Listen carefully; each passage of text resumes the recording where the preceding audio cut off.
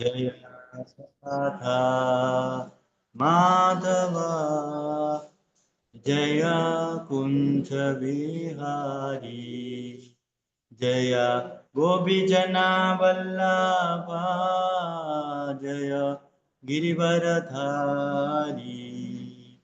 जय गोपीजना वल्लभा जय गिरिवरधारी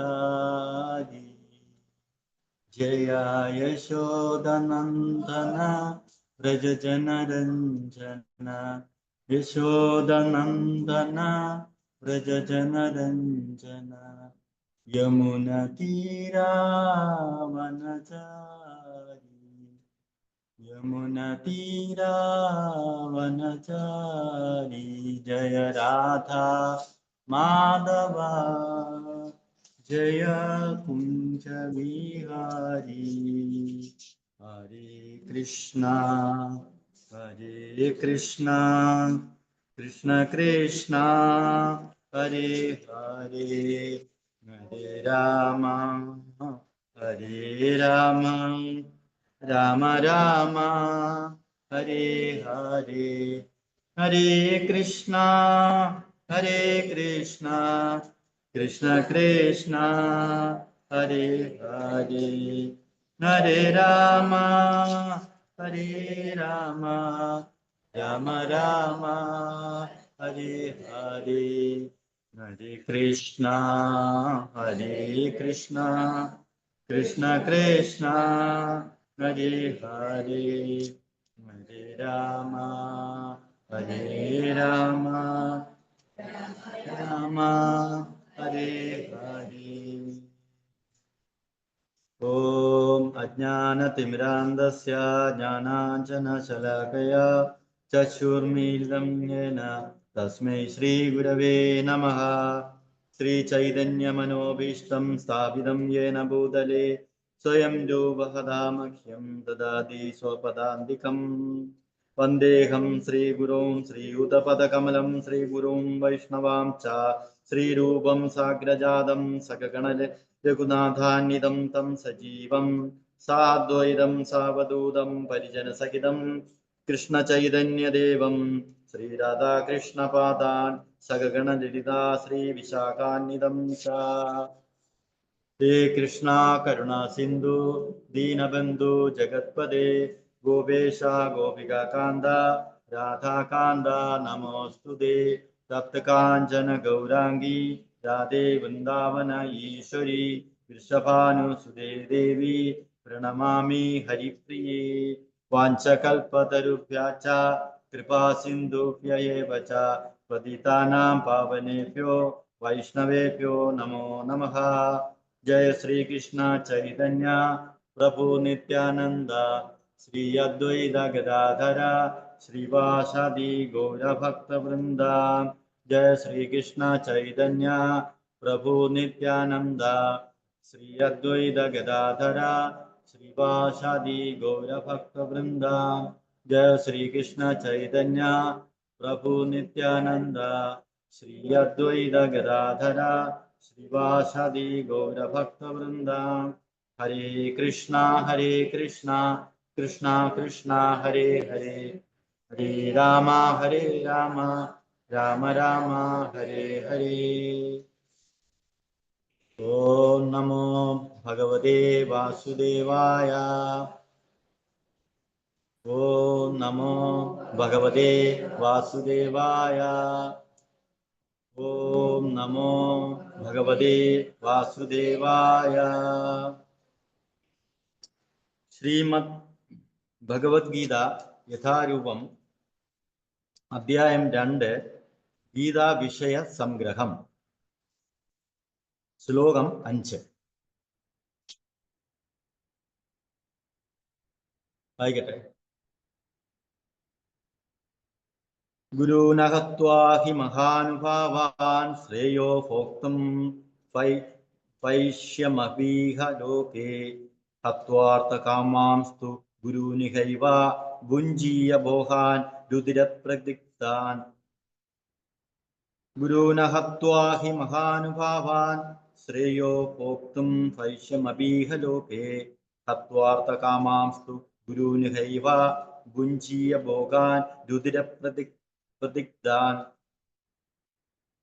മഹാനുഭാവാൻ മഹാശയരായ ഗുരുക്കന്മാരെ അഹത്വ ഹനിക്കാതെ ഇഹലോകെ ഈ ലോകത്തിൽ ജീവിതത്തിൽ ഭൈഷ്യം അഭി വിഷാന്നത്തെയും ഭോക്തും അനുഭവിക്കുന്നത് ശ്രേയാഹ കൂടുതൽ നല്ലതാണ്. കിം തു എന്നാൽ ഗുരുക്കന്മാരെ ഹത്വ ഹനിച്ചിട്ട് ഇഹ ഏവ ഇവിടെ ഈ ലോകത്ത് തന്നെ രുദ്ര പ്രതിഗ്ധാൻ ചോര നല്ലവണ്ണം പുരണ്ടവയും അർത്ഥകാമങ്ങളുമായ ഭോഗങ്ങളെ ഭുജിക്കണമോ. വിവർത്തനം: എന്റെ ഗുരുജനങ്ങളായ മഹാത്മാക്കളുടെ ജീവിതം കൊണ്ട് പന്താടുന്നതിനേക്കാൾ നല്ലത് ഭിക്ഷയാചിച്ച് ഉപജീവിക്കുന്നതാകും. ലൗകിക നേട്ടങ്ങൾ ആഗ്രഹിക്കുന്നവരെങ്കിലും ഗുരുജനങ്ങളായ അവർ വധിക്കപ്പെടുകയാണെങ്കിൽ നാം ആസ്വദിക്കുന്ന സുഖങ്ങളെല്ലാം രക്തപങ്കിലമായിരിക്കും. ഭാവാർത്ഥം: ശ്രീല അഭയചരണാരവിന്ദ ഭക്തിവേദാന്ത സ്വാമി ശ്രീല പ്രഭുപാദ്. ജയ് ശ്രീല പ്രഭുപാദ്. വൈദിക നിയമങ്ങൾ അനുസരിച്ച് ദുഷ്കൃത്യം ചെയ്യുന്നവനും വിവേകം നശിച്ചവനുമായ ഗുരുവിനെ ഉപേക്ഷിക്കാം. ഭീഷ്മരും ദ്രോണരും ദുര്യോധനന്റെ സാമ്പത്തിക സഹായം സ്വീകരിച്ചു പോയതുകൊണ്ട് അയാളുടെ പക്ഷത്തു ചേരാൻ ബാധ്യസ്ഥരായി. സാമ്പത്തിക പരിഗണനകൾക്ക് വശംവദരായി അവർ അപ്രകാരം പാടില്ലാത്തതായിരുന്നു. ഈ സാഹചര്യത്തിൽ അവർ ഗുരുത്വത്തിന്റെ മഹനീയത നഷ്ടപ്പെടുത്തി. എങ്കിലും അവർ ഉന്നതർ തന്നെയാണ്. അവരെ വധിച്ചതിന് ശേഷം നേടുന്ന ഭൗതിക സുഖങ്ങൾ രക്തക്കറ പുരണ്ടവയാണ്. അതുകൊണ്ട് ഗുരുജനങ്ങൾ എന്ന നിലയ്ക്കുള്ള ബഹുമാന്യത അവർക്ക് നഷ്ടപ്പെട്ടു കഴിഞ്ഞു. എങ്കിലും അവർ ഗുരുജനങ്ങളാണെന്നും അവരെ ഹിംസിച്ചിട്ട് നേടുന്ന സുഖഭോഗങ്ങൾ രക്തപങ്കിലങ്ങളാകയാൽ കൊള്ള മുതൽ ആസ്വദിക്കുന്നത് പോലെയാണെന്നും അർജുനന് തോന്നുന്നു.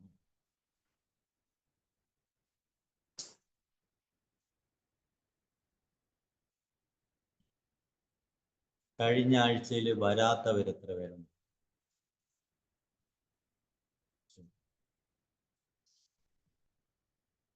ഹരേ കൃഷ്ണ. അപ്പൊ കഴിഞ്ഞ ആഴ്ചയിൽ നമ്മൾ ഇതിന്റെ 4ാമത്തെ ശ്ലോകമാണ് കഴിഞ്ഞ ആഴ്ചയിൽ ഇവിടെ നമ്മൾ വായിച്ച് പഠിച്ചു.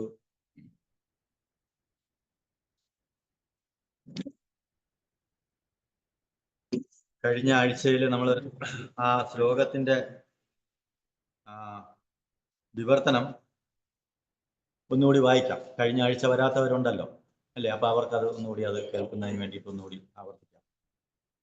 കഴിഞ്ഞ ആഴ്ചയിലെ ശ്ലോകം അത് അർജുനൻ തന്നെ പറയുകയാണ്. അർജുനൻ പറഞ്ഞു: ശത്രുനാശകനായ അല്ലയോ മധുസൂദന, പൂജാർഹരായ ഭീഷ്മരെയും ദ്രോണരെയും പോലെയുള്ളവർക്കെതിരെ ഞാൻ എങ്ങനെ അസ്ത്രങ്ങളാൽ തിരിച്ചടിക്കും എന്ന് ആരോട് പറയുന്നു? കൃഷ്ണനോട് പറയുകയാണ്. അപ്പൊ അതിനെ തുടർന്ന് പിന്നീട് പറയുന്നുണ്ട്: ബഹുമാന്യരായ ഭീഷ്മ പിതാമഹനെയും ദ്രോണാചാര്യരെയും പോലുള്ള ഗുരുജനങ്ങൾ എന്നെന്നും പൂജനീയരാണ്. ഇങ്ങോട്ട് എതിർത്താലും അവർക്കെതിരെ തിരിച്ചടിക്കാൻ പാടില്ല. ഗുരുജനങ്ങളോട് വാക്സമരത്തിൽ പോലും ഏർപ്പെടരുതെന്നാണ് സാമാന്യ മര്യാദ. അവർ ചിലപ്പോൾ പരുഷമായി പെരുമാറിയേക്കാം, എങ്കിലും തിരിച്ചങ്ങനെ ചെയ്തുകൂടാ. അപ്പോൾ അർജുനൻ എങ്ങനെ അവരുടെ നേർക്ക് അമ്പെയ്യും? തന്റെ പിതാമഹനായ ഉഗ്രസേനനെയോ ഗുരുവായ ശാന്തിപനി മുനിയെയോ എതിർക്കാൻ കൃഷ്ണൻ തുനിയുമോ? ഇവയാണ് അർജുനൻ കൃഷ്ണനോട് ഉന്നയിച്ച ചില വാദമുഖങ്ങൾ. ഈ 4ാമത്തെ കഴിഞ്ഞു പോയ ആഴ്ചയിലെടുത്ത 4ാമത്തെ ശ്ലോകത്തിന് അർത്ഥമുള്ള ഭാവാർത്ഥമാണ് ഇപ്പോൾ ഇവിടെ വായിച്ചത്. ഇന്ന് നമ്മൾ നേരത്തെ വായിച്ചത് 5ാമത്തെ ശ്ലോകം. ഭഗവത്ഗീത 2ാമത്തെ അധ്യായം ഗീതാ വിഷയ സംഗ്രഹം അല്ലെ? ഗീതാ വിഷയ സംഗ്രഹം എന്ന അധ്യായത്തിന്റെ 5ാമത്തെ ശ്ലോകമാണ് നമ്മൾ ഇന്ന് വായിച്ചത്. സാറുണ്ടായിരുന്നല്ലോ. ഹരേ കൃഷ്ണ.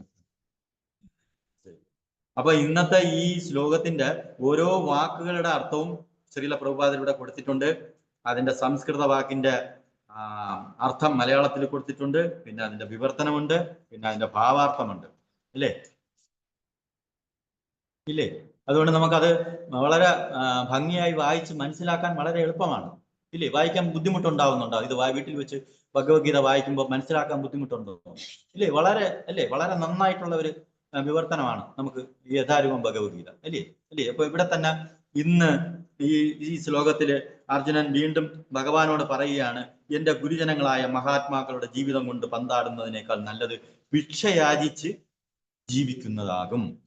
ലൗകിക നേട്ടങ്ങൾ ആഗ്രഹിക്കുന്നവരെങ്കിലും ഗുരുജനങ്ങളായ അവർ വധിക്കപ്പെടുകയാണെങ്കിൽ നാം ആസ്വദിക്കുന്ന സുഖങ്ങളെല്ലാം രക്തപങ്കിലമായിരിക്കും. ഇല്ലേ? അപ്പൊ ഇവിടെ ഈ ശ്ലോകത്തിന്റെ ഭാവാർത്ഥത്തിനകത്ത് നമ്മളിപ്പോ വായിച്ചതാണ്. അപ്പൊ ഇവിടെ അർജുനൻ പറയുന്ന ഒരേ ഒരു വിഷമമാണ് ഇപ്പൊ അർജുനനുള്ളത്. എന്താണ് പറയുന്നത്? ഗുരുക്കന്മാരെ പിന്നീട് അവരെ കൊല്ലാൻ പാടില്ല, അവരെ ഹനിക്കാൻ, അല്ലെ? ഹത്വ, ഹനിച്ചിട്ട്, അല്ലെ? ഇഹയവ, ഈ ലോകത്ത് രുതിര പ്രതിഗ്ധാൻ എന്ന് വെച്ച് കഴിഞ്ഞാൽ അതിനെ പറയുന്നത്, അതിന്റെ അർത്ഥം കൊടുത്തിരിക്കുന്നത് ചോര നല്ലവണ്ണം പുരണ്ടവയും, അല്ലെ? ഇവിടെ ഇതിനകത്ത് കൊടുത്തിട്ടുണ്ട് ചോര. എന്താണ് അതിന്റെ സംസ്കൃത വാക്ക് കൊടുത്തിരിക്കുന്നത്? എന്താണ്? രുതിര പ്രതിഗ്ധാൻ എന്ന് വെച്ച് കഴിഞ്ഞാല് ചോര നല്ലവണ്ണം പുരണ്ടവയും അർത്ഥകാമാൻ.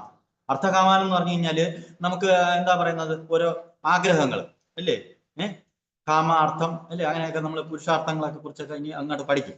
അപ്പോ പിന്നെ അങ്ങനെയുള്ള നമുക്ക് ആഗ്രഹങ്ങൾ ഉള്ളവരാണെങ്കിലും ഇപ്പൊ വന്നിരിക്കുന്നത് എന്തെങ്കിലും ഉദ്ദേശത്തോടു കൂടിയാണ് എല്ലാവരും യുദ്ധത്തിന് ഇവിടെ ഈ യുദ്ധകളത്തിൽ എത്തിയിരിക്കുന്നത്, അല്ലേ? അല്ലേ? അപ്പൊ അങ്ങനെ ആഗ്രഹങ്ങളോടുകൂടി വന്നവരാണെങ്കിലും അവരെ വധിക്കാൻ പാടില്ല. കാരണം പറയുന്നത് എന്താണ്? അവര് എന്താണ് കാരണമായിട്ട് പറഞ്ഞത് അർജുനൻ? ഗുരുജനങ്ങളായതുകൊണ്ട് അവരെ വധിക്കാൻ പാടില്ല. പ്രത്യേകിച്ചും പേരെടുത്ത് പറയുകയും ചെയ്തു. ആരുടെയൊക്കെ പേര് പറഞ്ഞു?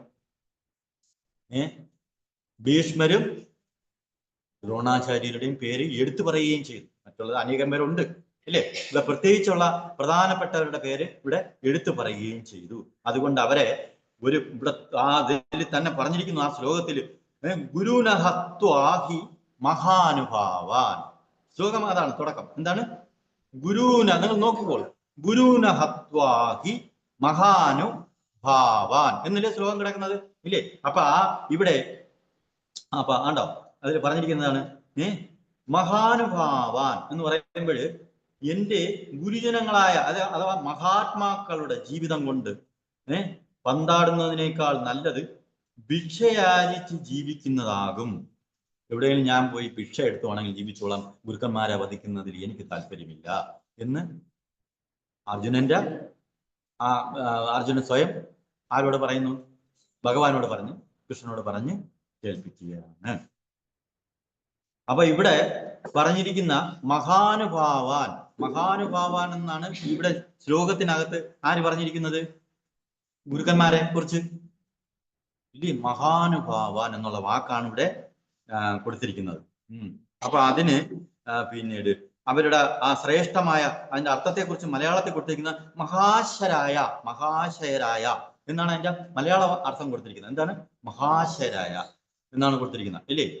മഹാനുഭാവാൻ, ഇല്ലേ? അപ്പൊ വളരെ ശ്രേഷ്ഠരായ വ്യക്തികൾ ആണ്.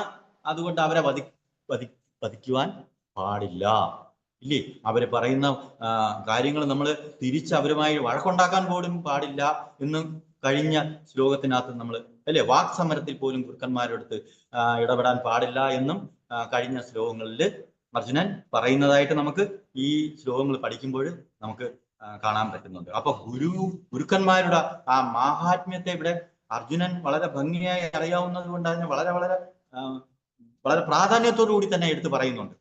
ഗുരുവിന്റെ പ്രാധാന്യം, ഇല്ലേ? എടുത്തു പറയുന്നുണ്ട്. അപ്പോ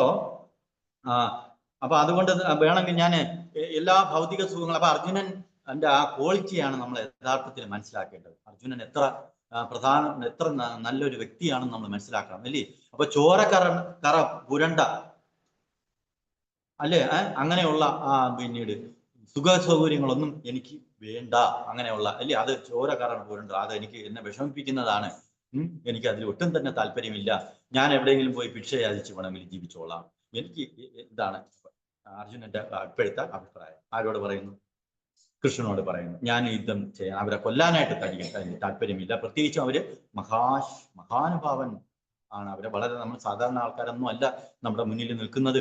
പ്രത്യേകിച്ചും കഴിഞ്ഞ ചോദ്യം ചോദിച്ചു, ഗുരുകൃഷ്ണനോട് ചോദിച്ചു, അങ്ങയുടെ ഗുരുവായ സാന്ദീപനി മുനി അങ്ങ് കൊല്ലാൻ ശ്രമിക്കുമോ ഇല്ലേ എന്നൊക്കെ ചോദിച്ചു. ആര്? അങ്ങനെയൊക്കെ ചോദിച്ചിരിക്കുന്നു അല്ലേ. അപ്പൊ അവിടെ ശ്ലോകത്തിൽ പറയുകയും ചെയ്തു മഹാനുഭാവാൻ, മഹാത്മാക്കളായിട്ടാണ് പറഞ്ഞിരിക്കുന്നത്. ഇവിടെ ഇതിൽ കൊടുത്തിട്ടുണ്ട്. എന്താ കൊടുത്തിരിക്കുന്നത്?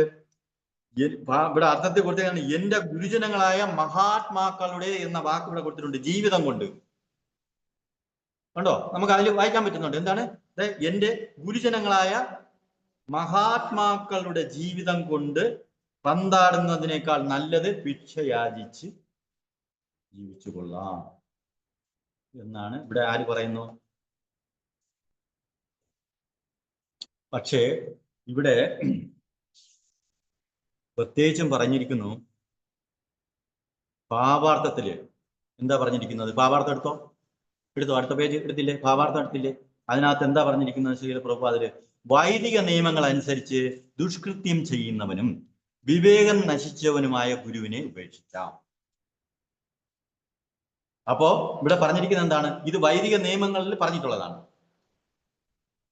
എന്താണ്? ദുഷ്കൃത്യം ചെയ്യുന്നവനും വിവേകം നഷ്ടപ്പെട്ടവനും നമുക്ക് ശരിയായ ഒരു ഗുരുവിന്റെ രീതിയിൽ കാണാനായിട്ട് പറ്റില്ല എന്നാണ് ഇവിടെ പറയുന്നത് അല്ലേ. അങ്ങനെയുള്ള ഗുരുവിനെ നമുക്ക് ഗുരുവായി സ്വീകരിക്കേണ്ടതില്ല എന്നാണ് അല്ലേ. അവരെ ഉപേക്ഷിക്കാം, സ്വീകരിക്കേണ്ട ഗുരുവായിട്ട് നമുക്ക് സ്വീകരിക്കേണ്ട എന്ന് ഭാവാർത്ഥത്തിനകത്ത് ശ്രീല പ്രഭുപാദര് പറയുന്നുണ്ട്. ഭീഷ്മരും ദ്രോണരും ഇവിടെ ദുര്യോധനന്റെ സാമ്പത്തിക സഹായമൊക്കെ സ്വീകരിച്ച പൈസ അല്ലെ, അതിൽ നിന്നും അല്ലെ ദുര്യോധനന്റെ പക്ഷത്താണ് ആര്? ദ്രോണരും ഭീഷ്മരും ഇല്ലേ. അപ്പൊ ആ ദുര്യോധനിൽ നിന്നും സഹായങ്ങളൊക്കെ സ്വീകരിച്ചുകൊണ്ട് അവര് ദുര്യോധനോടൊപ്പം കൂടിയിരിക്കുകയാണ്. അങ്ങനെ ദുര്യോധന പക്ഷത്ത് ചേരാനായിട്ട് അവർ ബാധ്യസ്ഥരാവുകയും ചെയ്തു. അപ്പോ ഇവിടെ പറഞ്ഞിരിക്കുന്നു സാമ്പത്തിക പരിഗണനകൾക്ക് വശംവദരായി അവർ അപ്രകാരം ചെയ്യാൻ പാടില്ലാത്തതായിരുന്നു ഇല്ലേ. നമ്മൾ ആരെങ്കിലും പിന്നീട് ആരെങ്കിലും പൈസ തരാമെന്ന് പറഞ്ഞു കഴിഞ്ഞാൽ നമ്മൾ ആരെങ്കിലും അവരെ കൊല്ലാനായിട്ട് പോകും? ആരെങ്കിലും പോകും? പൈസ അല്ലെങ്കിൽ സാമ്പത്തികമായ ആരെങ്കിലും അല്ലേ, സമ്പത്ത് നമുക്കൊക്കെ ആവശ്യമുള്ളതാണ്. ആരെങ്കിലും പൈസ തരാമെന്ന് പറഞ്ഞാൽ പൈസ മേടിച്ച് നമ്മൾ ആരെങ്കിലും വധിക്കാൻ വേണ്ടി പോകും ഇല്ലേ. അപ്പൊ ഇവിടെ പറഞ്ഞിരിക്കുന്നു ദുര്യോധനന് വേണ്ടിയിട്ട് ജീവിതം കൊടുക്കാൻ വേണ്ടി വന്നവരാണ് ഇവരൊക്കെ ഇല്ലേ. സ്വയം ജീവിതത്തിന് ആർക്ക് സമർപ്പിച്ചിട്ട് വന്നു? ദുര്യോധനന് വേണ്ടിയിട്ട് മരിക്കാൻ വേണ്ടി വന്നവർ. നമ്മൾ കഴിഞ്ഞ മുമ്പത്തെ ആഴ്ചകളിൽ നമ്മൾ അത് ചർച്ച ചെയ്തതാണ് അല്ലേ. ദുര്യോധനന് വേണ്ടി ജീവൻ കൊടുക്കാൻ വന്നവരെയൊക്കെ എനിക്കൊന്ന് കാണട്ടെ കൃഷ്ണ അവരെ എന്നൊക്കെ പറയുന്നുണ്ട്. ആര്? അർജുനൻ ഇല്ലേ. അപ്പൊ അങ്ങനെ അതുകൊണ്ട് പിന്നീട് ഇങ്ങനെ പ്രതിഫലം പ്രതീക്ഷിച്ചുകൊണ്ട് കർമ്മങ്ങൾ അനുഷ്ഠിക്കുമ്പോൾ എന്തെങ്കിലും നേട്ടങ്ങൾ പ്രതീക്ഷിച്ചുകൊണ്ട് അത്തരത്തിലുള്ള കർമ്മങ്ങൾ നിഷ്കാമ കർമ്മങ്ങളായിട്ട് വരില്ല ഇല്ലേ. നിഷ്കാമ കർമ്മമാണ് ആര് സ്വീകരിക്കുന്നത്? ഒന്നും പ്രതീക്ഷിക്കാതെ ഉള്ള, ഫലം പ്രതീക്ഷിക്കാതെ ഉള്ള കർമ്മമാണ് ആര് സ്വീകരിക്കുന്നത്? ഈശ്വരൻ, ഭഗവാൻ കൃഷ്ണൻ സ്വീകരിക്കുന്നത് ഇല്ലേ. നമ്മളിൽ നിന്ന് ആ പ്രേമ ഭക്തി അതൊക്കെ ഇനി വരുന്ന അധ്യായം നമ്മൾ പഠിക്കും അല്ലേ. ഒന്നും പ്രതീക്ഷിക്കാതെ. അപ്പൊ ഇവര് ഇവിടെ പറഞ്ഞിരിക്കുന്നത്, ഭാവാർത്ഥത്തിൽ പറഞ്ഞിരിക്കുന്നു, അവര് പിന്നീട് ദുര്യോധനിൽ നിന്ന് പലതും സ്വീകരിച്ചിരിക്കുന്നു. അങ്ങനെ ദുര്യോധന പക്ഷത്ത് അവർക്ക് അത് സ്വീകരിച്ചത് കൊണ്ട് ദുര്യോധനന്റെ പക്ഷത്ത് അവർക്ക് ചേരേണ്ടിയും വന്നു ഇല്ലേ. പക്ഷെ ഇവിടെ പിന്നെ അർജുനൻ പറയുന്നത് എന്താണ്? അവര് മഹാശയൻ, അതെ മഹാനുഭാവൻ, അവര് വളരെ ശ്രേഷ്ഠരായിട്ട് തന്നെയാണ് ഇപ്പോഴും ആര് കാണുന്നത്? അർജുനന്റെ നിലപാട് അവരെ കുറിച്ച് ഇല്ലേ. പക്ഷെ ഇവിടെ ഭാവാർത്ഥത്തിൽ ശീലപ്രഭാതര് പറയുന്നു വൈദിക നിയമങ്ങൾ അനുസരിച്ച് ദുഷ്കൃത്യം ചെയ്യുന്നവനും വിവേകം നശിച്ചവനുമായ ഗുരുവിനെ ഉപേക്ഷിക്കാം എന്ന് പറയുന്നുണ്ട്. അതുകൊണ്ട് ഈ ദുര്യോധനുമായി ഇത്തരത്തില് ഒരു ഫലം പ്രതീക്ഷിച്ച് ഇത്തരത്തിലുള്ള കർമ്മങ്ങൾക്ക് വേണ്ടി ഇറങ്ങി തിരിച്ചതുകൊണ്ട് ഗുരുക്കന്മാരെന്നുള്ള അവരുടെ ആ ഒരു ബഹുമാന്യത അവർക്ക് നഷ്ടപ്പെട്ടു കഴിഞ്ഞു എന്നിവിടെ ഭാവാർത്ഥത്തിൽ ഇല്ലേ. അവരങ്ങനെ ഗുരുത്വത്തിന്റെ മഹനീയത നഷ്ടപ്പെടുത്തി. എങ്കിലും അവര് ഉന്നതർ തന്നെയാണ് എന്നാര് പറയുന്നുണ്ട്? അർജുനൻ പറയുന്നുണ്ട്. അങ്ങനെയാണെങ്കിലും അവര് ഉന്നതർ തന്നെയാണ്. അവരെ വധിച്ചതിന് ശേഷം നേടുന്ന ഭൗതിക സുഖങ്ങൾ രക്തക്കറ പൂണ്ടവയുമാണ് എന്ന് പറയുന്നുണ്ട് ഇല്ലേ. അപ്പൊ രക്തം ചിന്തിക്കൊണ്ട് നമ്മൾ എന്തെങ്കിലും ഒരു നേട്ടത്തിന് വേണ്ടി ഇറങ്ങിത്തിരിക്കുന്നത് നല്ലതല്ല എന്ന് ഒരു ഭക്തനായ അർജുനന്റെ വാക്കുകളാണ് നമ്മളിവിടെ കേൾക്കുന്നത് ഇല്ലേ. എന്നാൽ നമുക്ക് കാണാൻ കഴിയുന്നത് എന്താണ്? പലപ്പോഴും നമ്മൾ ഈ ഭൗതിക ലോകത്തിൽ നമ്മൾ രക്തക്കറ പുരണ്ട ജീവിതങ്ങൾ നമ്മള് നല്ലതാണോ? രക്തകറ പുരണ്ടിട്ടുള്ള നമ്മുടെ ജീവിതത്തിൽ അങ്ങനെ ഒരു ജീവിതം തുടരുന്നത് നല്ലതാണോ? അർജുനൻ പറയുന്നു അത് ഒരിക്കലും അങ്ങനെ ചെയ്യുന്നത് നല്ലതല്ല എന്നിവിടെ പറയുന്നുണ്ട്. ആ വാക്ക് ഇവിടെ കൊടുത്തിട്ടുണ്ട്, രക്തകറ എന്ന് തന്നെ കൊടുത്തായിരുന്നു.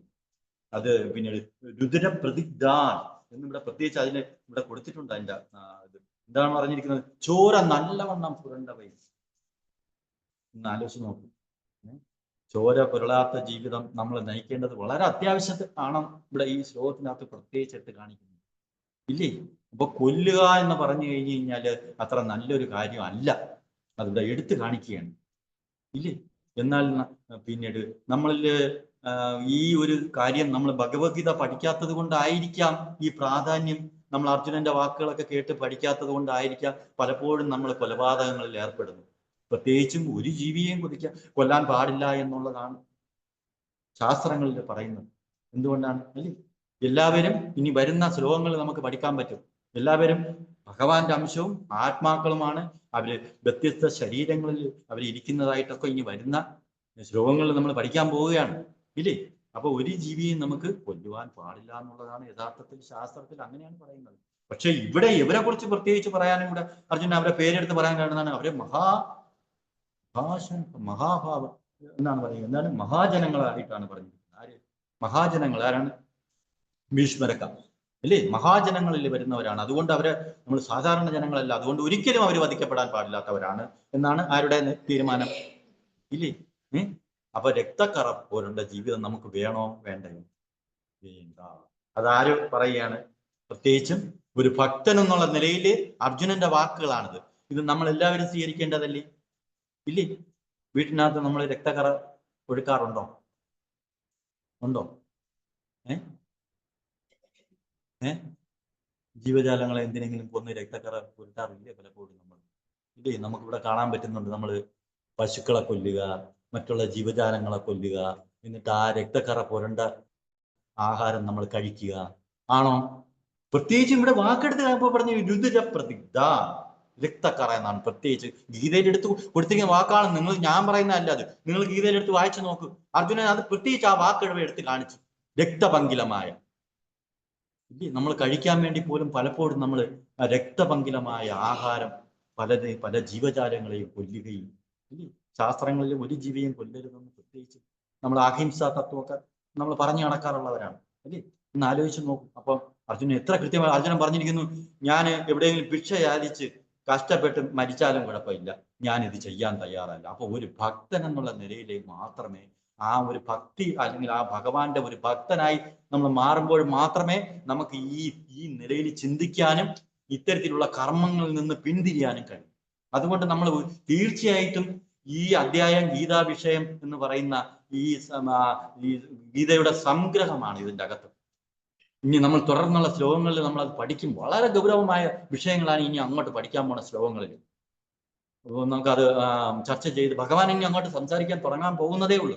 ഇപ്പൊ അർജുനന്റെ വിഷമങ്ങളൊക്കെ പറയുകയാണ്, ഇല്ലേ? നമ്മൾ ഒരിക്കലെങ്കിലും ഇത്തരത്തിൽ നമ്മൾ ചിന്തിച്ചിട്ടുണ്ടോ? പലപ്പോഴും ഈ രക്തക്കറ പുരണ്ട ജീവിതം, അല്ലെങ്കിൽ നമ്മൾ പല വിധത്തിലും അങ്ങനെയുള്ള ആഹാരങ്ങൾ കഴിക്കുക, കൊന്നിട്ട് രക്തം കഴുകി വൃത്തിയാക്കി കഴിക്കുന്നവരാണ് നമ്മൾ, അല്ലേ? അല്ലേ? അല്ലേ? സത്യമല്ലേ? സത്യം പറയാതിരിക്കാൻ നിവൃത്തിയില്ല. അതുകൊണ്ട് ഞാൻ അത് സത്യം ഒളിച്ചു വെക്കാൻ പാടില്ല എന്ന് പറയുന്നത്. അതുകൊണ്ട് നമ്മളത് തിരിച്ചറിയാൻ വേണ്ടി പറയുക തന്നെ ചെയ്യുകയാണ്. അത് ചിലപ്പോൾ നിങ്ങൾക്ക് എന്നോട് ഹരേ കൃഷ്ണ, അല്ലേ? സത്യമല്ലേ? നമ്മളത് അറിയണം. കാരണം ഇവിടെ പ്രത്യേകിച്ച് അത് എടുത്ത് പറഞ്ഞിരിക്കുന്നു. രുദ്ര പ്രതിഗ്ധ, രക്തക്കറ എന്നാണ് അതിന് എന്ന്. അത് ഒരിക്കലും അത് നമ്മുടെ ജീവിതത്തിന് ഐശ്വര്യം ഉണ്ടാക്കില്ല. അത് നമ്മുടെ പ്രത്യേകിച്ച് അത് എടുത്ത് കാണിക്കുന്നുണ്ട്. അപ്പോ അങ്ങനെയുള്ള ഗുരുക്കന്മാര് എന്താ മഹാത്മനസ്തു, അപ്പൊ മഹാത്മാവ് എന്നുള്ള ഒരു വാക്ക് ഇതിന് നേരെ അടുത്ത് വരും. ഇപ്പൊ ഇവിടെ മഹാനുഭാവാൻ എന്നാണ് നമ്മൾ ഇവിടെ ഈ ഇതിൽ കണ്ടത്. ഏതിലാണ്? 5-ല്, അല്ലേ? ഗുരുനഹത്വാഹി മഹാനുഭാവാൻ. ഇതുപോലെ നമ്മൾ മഹാത്മാ എന്ന് പറയുന്ന ഒരു വാക്ക് ഭഗവത്ഗീതയിൽ പലയിടത്തും നമുക്ക് ഇനി വായിക്കുമ്പോൾ കാണാൻ പറ്റും, ഇല്ലേ? നമ്മൾ മഹാത്മാ ഗാന്ധി കേട്ടിട്ടുണ്ടോ? ഈ വാക്ക് കേട്ടിട്ടുണ്ടോ? ഇല്ലേ? ആത്മാ ഗാന്ധി നമ്മൾ കേട്ടിട്ടുള്ള, നമ്മളെ ഭാരതത്തില് നമ്മൾ, ഇല്ലേ, മഹാത്മാഗാന്ധിയെ കുറിച്ച് നമ്മൾ വളരെ നന്നായി ഇപ്പോഴും അറിയുന്നവരാണ്. അപ്പൊ ഇവിടെ ഭഗവത്ഗീതയില് 9-ാമത്തെ അധ്യായത്തിന്റെ അകത്ത് ശ്ലോകം 13, അത് വീട്ടിൽ പോയിട്ട് വായിച്ചു നോക്കിയാൽ ഞാനത് നമുക്ക് അത് ചർച്ച ചെയ്യാം. അതിൻ്റെ അകത്ത് പിന്നീട് മഹാത്മാനസ്തു എന്ന് പറഞ്ഞാൽ അതിന്റെ അർത്ഥം കൊടുത്തിരിക്കുന്നത് എന്താണ്? വ്യാമോഹം ബാധിക്കാത്ത വിശിഷ്ട ആത്മാക്കൾ എന്നാണ് അതിന്റെ അർത്ഥം മലയാളത്തിൽ കൊടുത്തിരിക്കുന്നത്. മഹാത്മാ എന്ന് കൊടുത്തിരിക്കുന്നത് വ്യാമോഹം ബാധിക്കാത്ത വിശിഷ്ട ആത്മാക്കൾ. അപ്പൊ ഇവിടെ ഇപ്പൊ കൂടിയിരിക്കുന്നവരെല്ലാവരും വ്യാമോഹ അർത്ഥകാമങ്ങളൊക്കെ മോഹിച്ചിട്ട് വന്നിരിക്കുന്നവരാണ് യുദ്ധത്തിന് വേണ്ടി, ഇല്ലേ?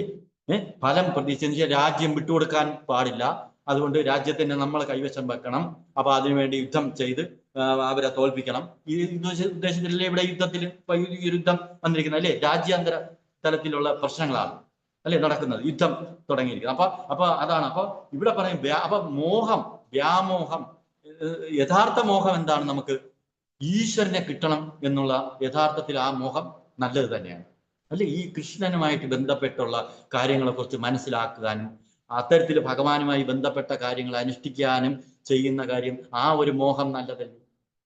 ആണോ? പക്ഷെ വ്യാമോഹം എന്ന് പറഞ്ഞാൽ വ്യർത്ഥമായ മോഹം എന്ന് പറഞ്ഞാൽ എന്താണ്? ഇതിന് നേരെ ഓപ്പോസിറ്റ് ആണ് വ്യാമോഹം എന്ന് പറഞ്ഞു കഴിഞ്ഞാല് ഭഗവാൻ ഇല്ലാത്ത, ഭഗവാനുമായി ബന്ധപ്പെടുത്താത്ത കാര്യങ്ങളെയാണ് ഇവിടെ, ഇല്ലേ?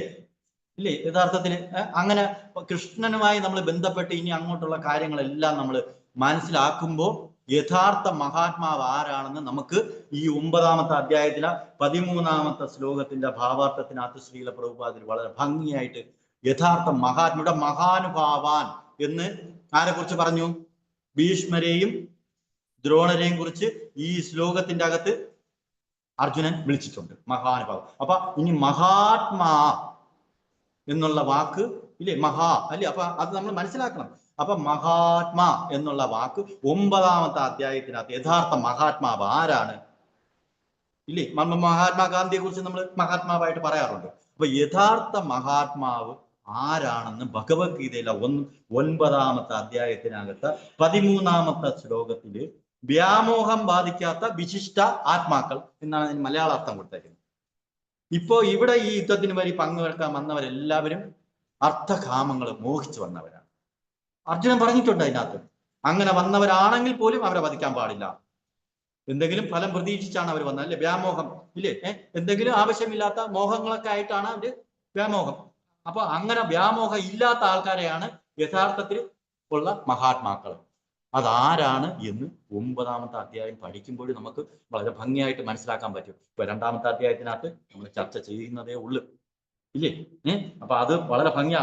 അപ്പൊ വ്യാമോഹം ബാധിക്കാത്തവരാണ്. അപ്പൊ ഇവിടെ മോഹബാധിതരായിട്ടാണ് ഇപ്പൊ ഇവിടെ എല്ലാവരും വന്ന് നിൽക്കുന്നത്, ഇല്ലേ? അപ്പൊ വ്യാമോഹം നമുക്ക് ആരെ നഷ്ടപ്പെടുത്തും? ഇത്തരത്തിലുള്ള ഭഗവാനുമായിട്ടുള്ള ആ ഒരു പ്രേമം, ഈശ്വരനുമായിട്ടുള്ള പ്രേമം, ഭക്തിയെല്ലാം ഈ വ്യാമോഹത്താൽ നമുക്ക് നഷ്ടപ്പെടും. അപ്പൊ കൃഷ്ണനുമായിട്ട് അല്ലെങ്കിൽ ഈശ്വരനുമായിട്ട് നമ്മളൊരു ബന്ധം സ്ഥാപിക്കുമ്പോൾ ഈ വ്യാമോഹം നമ്മളെ ഭഗവാനിൽ നിന്ന് അകറ്റിക്കൊണ്ടു പോകും, ഇല്ലേ? അത് നമുക്ക് ഈ അധ്യായം 9-ാമത്തെ അധ്യായം പഠിക്കുമ്പോൾ നമുക്ക് മനസ്സിലാക്കാനായിട്ട് കഴിയും.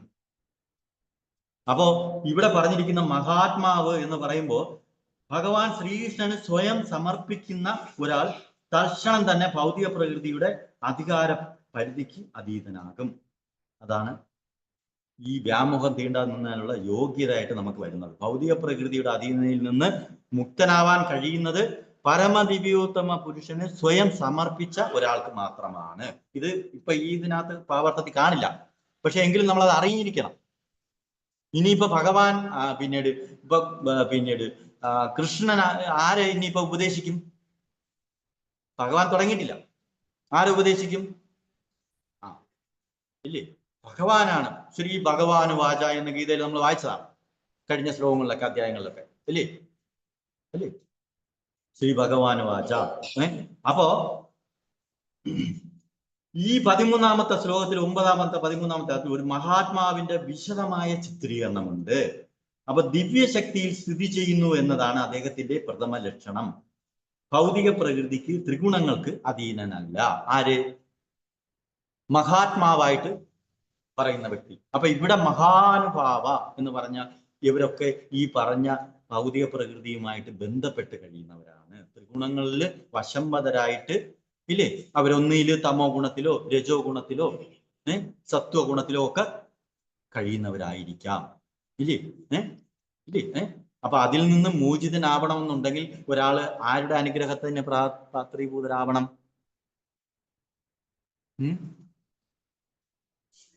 കൃഷ്ണൻ. കറക്റ്റ്. അതെ, കൃഷ്ണന്റെ കരുണയ്ക്ക് പാത്രീഭൂതരാകണം. അപ്പോ ഭഗവാൻ ഈശ്വരനാണെങ്കിലും ഭഗവാൻ ഗുരുവിന്റെ സ്ഥാനം ഇവിടെ ഏറ്റെടുക്കുന്നു. ഇല്ലേ? ഇല്ലേ? ഗുരുവിന്റെ സ്ഥാനം ഏറ്റെടുക്കുന്നു. അതിന് കാരണം എന്താണ്?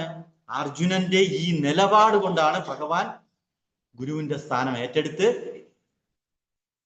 അർജുനനെ എന്താണ് ഉപദേശം നൽകാനായിട്ട് താല്പര്യം കാണിച്ചത്. എന്തുകൊണ്ട്? അർജുനൻ ഭഗവാന്റെ മിത്രവും പിന്നെ ഭക്തനുമായതുകൊണ്ടാണ്. അപ്പോ യഥാർത്ഥത്തിൽ ഒരു ഭക്തനാണ് മഹാത്മാവ്. ഭഗവാന്റെ ഒരു ഭക്തനാണ് യഥാർത്ഥത്തിൽ മഹാത്മാവായിട്ട് നമ്മൾ അറിയപ്പെടുന്നത്. പക്ഷെ ഇവിടെ ദ്രോണരെയും പിന്നെ ഭീഷ്മരെയും മഹാനുഭാവാൻ എന്നാണ് പറഞ്ഞിരിക്കുന്നത്. അപ്പൊ അവർക്കും പ്രാധാന്യമുള്ളവർ തന്നെയാണ്. ഇല്ലേ? മഹാനുഭാവാൻ, മഹാജനങ്ങളായിട്ട് അവരെ അംഗീകരിച്ചിട്ടുണ്ട്. ഇല്ലേ? ഭീഷ്മരെയൊക്കെ ഭാഗവത്തിനകത്ത് അത് പറഞ്ഞിട്ടുണ്ട്. ഇല്ലേ? 12 മഹാജനങ്ങളിൽ ഒരാളാണ് ആര്? ഭീഷ്മദേവൻ.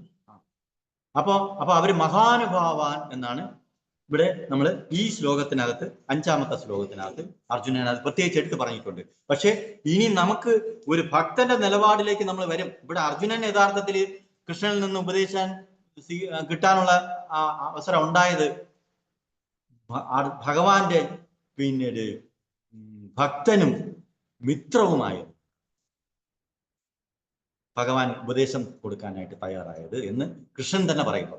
നീ എൻ്റെ സുഹൃത്തും ഭക്തനുമായതുകൊണ്ടാണ് പരമപുരുഷനുമായി ബന്ധപ്പെടുത്തുന്ന ഈ ശാസ്ത്രം. അപ്പൊ ഗീതാശാസ്ത്രം, ഈ ഗീതാ വിഷയം നമ്മൾ പഠിക്കുന്നത് ആരുമായി ബന്ധപ്പെടുന്നതിന് വേണ്ടിയാണ്? പരമപുരുഷൻ ആരാണ്? പരമദിവ്യ ഉത്തമ പുരുഷൻ ആരാണ്? കൃഷ്ണൻ തന്നെയാണ്. അപ്പൊ ആ ഭഗവാനുമായിട്ട് ബന്ധപ്പെടുന്നതിന് വേണ്ടിയാണ് നമ്മളിപ്പോ ഇവിടെ ഒന്നിച്ച് ചേർന്നു ഈ NSS കരയോഗത്തിന്റെ അകത്ത് ഇവിടെ നമ്മൾ ഈ ഭഗവത്ഗീത ചർച്ച ചെയ്ത് പഠിക്കുന്നത് പരമദിവ്യ ഉത്തമ പുരുഷനായ ആ ഭഗവാനുമായിട്ട് ബന്ധം സ്ഥാപിക്കുന്നതിന് വേണ്ടിയാണ്. അല്ലേ? അല്ലെങ്കിൽ ഈ വിലപ്പെട്ട സമയം നമ്മൾ ഇവിടെ വന്നിരിക്കേണ്ട വല്ല ആവശ്യമുണ്ടോ ഈ സത്സംഗത്തിനകത്ത്? ഇല്ലേ? അപ്പോ ഇവിടെ ഭഗവാനെ കുറിച്ച് പിന്നീട് കേൾക്കാൻ വേണ്ടി വന്നവരൊക്കെയാണ് യഥാർത്ഥത്തിൽ ആരാണ്? മഹാത്മാക്കളാണ്. നിങ്ങളൊക്കെ അപ്പൊ ഏത് നിലയിലെത്തിയവരാണ്? മഹാത്മാക്കളാണ്. എന്തുകൊണ്ട് മഹാത്മാവിനെ കുറിച്ച് ഇവിടെ പറഞ്ഞിരിക്കുന്നത് എന്താണ്? മഹാത്മാക്കള് ത്രിഗുണങ്ങൾക്ക് വശമതനായവരല്ല. അവർക്ക് പ്രത്യേകിച്ച് വ്യാമോഹമൊന്നുമില്ല. ഇപ്പൊ വലിയ വലിയ ആഗ്രഹങ്ങളൊക്കെ ഉണ്ടായിരുന്നെങ്കിൽ ഇന്ന് വീട്ടിൽ നിന്ന് ഈ സമയത്തിന് ഇറങ്ങി ഇവിടെ വരാൻ പറ്റുമായിരുന്നോ? പ്രത്യേകിച്ചും സീരിയലുള്ള സമയമാണ്, വൈകുന്നേരം സന്ധ്യ സമയം. അല്ലേ? ഒരിക്കലും വരാൻ പറ്റില്ല. അല്ലേ? സത്യമല്ലേ? ഇല്ലേ? അപ്പൊ നമുക്ക് ആ വ്യാമോഹമൊക്കെ നമ്മൾ വിട്ട് ഇവിടെ വരാനായിട്ട് തയ്യാറായതിന്റെ പിന്നില് നിങ്ങൾ ഓരോരുത്തരും മഹാത്മാവിൻ്റെതായ നിലയിലേക്ക് ഉയർന്നു വന്നുകൊണ്ടേയിരിക്കുകയാണ്. നിങ്ങൾക്ക് പോയ ജന്മത്തിലെല്ലാം ഭഗവാനുമായി ബന്ധപ്പെടുന്നതിനുള്ള ആ അവസരങ്ങൾ ഇപ്പോഴും കൃഷ്ണൻ തന്നെ തന്നതാണ്. വരുന്ന 6-ാമത്തെ അധ്യായത്തിനകത്ത് നിങ്ങൾക്ക് അത് കാണാൻ പറ്റും. നിങ്ങൾ എന്തുകൊണ്ടാണ് ഇവിടെ വന്നിരുന്ന് ഈ ഗീതയും വെച്ച് ഇവിടെ ഇങ്ങനെ വന്നിരുന്ന് ഇത് കേൾക്കാനും ഇതിനെക്കുറിച്ച് വളരെ ശ്രദ്ധയോടുകൂടി പഠിക്കാനും തയ്യാറാവുന്നതിന്റെ കാരണം എന്താണെന്ന് കൃഷ്ണൻ തന്നെ 6-ാമത്തെ അധ്യായത്തിനകത്ത് അതിന് ആൻസർ തരുന്നുണ്ട്. ഇല്ലേ? അപ്പൊ അതുകൊണ്ട് നമ്മൾ പ്രത്യേകിച്ചും ഇതൊക്കെ നമ്മൾ മനസ്സിലാക്കണം. മഹാത്മാവ് എന്ന് പറയുമ്പോൾ ആരാണ് യഥാർത്ഥത്തില്? വ്യാമോഹം ബാധിക്കാത്ത, ഇല്ലേ, ദിവ്യ ഗുണത്തിന് അതീതനായവരാണ്. ഇല്ലേ? ഇവിടെ ഇവര് ദ്രോണരും പിന്നീട് ഭീഷ്മരും മഹാനുഭാവാൻ, ഇല്ലേ, മഹാജനങ്ങളാണ്, ജനങ്ങളിൽ പെട്ടവർ. പക്ഷെ ആത്മാ എന്ന് പറയുമ്പോൾ എന്താണ്? ആത്മാവിനെ കുറിച്ചുള്ള ചർച്ച ഇനി അങ്ങോട്ട് വരും യഥാർത്ഥത്തിൽ. ഇല്ലേ? ആ തത്വമൊക്കെ, ആ വിദ്യ, ആത്മവിദ്യ, ആത്മാ ഒക്കെ നമ്മൾ ഇനി അങ്ങോട്ടുള്ള ശ്ലോകങ്ങളിൽ പഠിക്കാൻ പോവുകയാണ്. അത് ആര് പറയും? അതിനെക്കുറിച്ചുള്ള വിവരങ്ങളൊക്കെ കൃഷ്ണൻ തന്നെ ആരോട് പറഞ്ഞു കേൾപ്പിക്കും? ഇല്ലേ? അപ്പോ ആ ഭഗവാനിൽ നിന്നുള്ള ആ അറിവ് ലഭിക്കുമ്പോൾ പിന്നീട് ഇവിടെ നമ്മളിൽ നിന്ന് എന്തെല്ലാം മാറും? ഈ വ്യാമോഹം എല്ലാം മാറും ഇല്ലേ? അപ്പൊ നമ്മളും ആരായിട്ട് മാറും? മഹാത്മാ നിലയിലേക്ക് നമ്മളും ഉയരും ഇല്ലേ? ഇല്ലേ? അർത്ഥകാമങ്ങളൊക്കെ അതിനെ പ്രതീക്ഷിച്ചുകൊണ്ട് നമ്മൾ നിൽക്കുന്നു. അപ്പൊ യഥാർത്ഥത്തില് നമുക്ക് ആ മോഹം നമുക്ക് യഥാർത്ഥത്തിൽ ആരോടാണ് ഉണ്ടാവേണ്ടത്? ഈശ്വരനോടുള്ള ആ ഒരു ബന്ധം. അത് എന്താണ് ആ ബന്ധം എന്ന് നമുക്കിപ്പൊ അറിയില്ല. എങ്കിലല്ലേ നമുക്ക് ഭഗവാനുമായിട്ട് ഒരു ബന്ധം അറിയാതെ നമുക്ക് എങ്ങനെ നമുക്ക് എന്തെങ്കിലും ബന്ധപ്പെടാൻ പറ്റുമോ? ഇല്ലേ? നമ്മൾ ആരുമായിട്ടെങ്കിലും ബന്ധപ്പെടണമെന്നുണ്ടെങ്കിൽ ഈശ്വരൻ ആരാണ് എന്താണെന്ന് നമുക്ക് അറിയണം. ഇപ്പൊ നമുക്കത് അറിയാമോ? നമ്മളത് ആ ലോകത്തിലോട്ട് വന്നിട്ടില്ല ഇല്ല. ഇപ്പൊ നമുക്ക് അറിയില്ല നമ്മൾ ആരാണെന്ന് നമുക്കറിയാമോ? ഇപ്പൊ നമുക്ക് ആ കൂടി അറിയാവുന്നത് ഈ രാജ്യം ഇല്ലേ? നമ്മൾ കൃപണ ബ്രഹ്മണ എന്നുള്ള ശ്ലോകത്തിന്റെ അർത്ഥം നമ്മൾ നേരത്തെ കഴിഞ്ഞ ആഴ്ചയിൽ ഇവിടെ ചർച്ച ചെയ്തതാണ് അല്ലേ? നമ്മളത് പോയ ശ്ലോകങ്ങളിലുള്ളതാണ്. ഞാനത് ഒന്നുകൂടെ ഒന്ന് എടുത്തു പറഞ്ഞെന്നുള്ളതേ ഉള്ളൂ. നിങ്ങൾ പഠിച്ചു പോയ ഈ അധ്യായത്തിനകത്ത് ശ്ലോകങ്ങളുടെ ഭാവാർത്ഥത്തിനകത്ത് ആ വിവരണങ്ങൾ ഉണ്ടായിരുന്നതാണ്. അപ്പൊ കൃപണന്മാര് പ്രത്യേകിച്ച് എന്താണ്?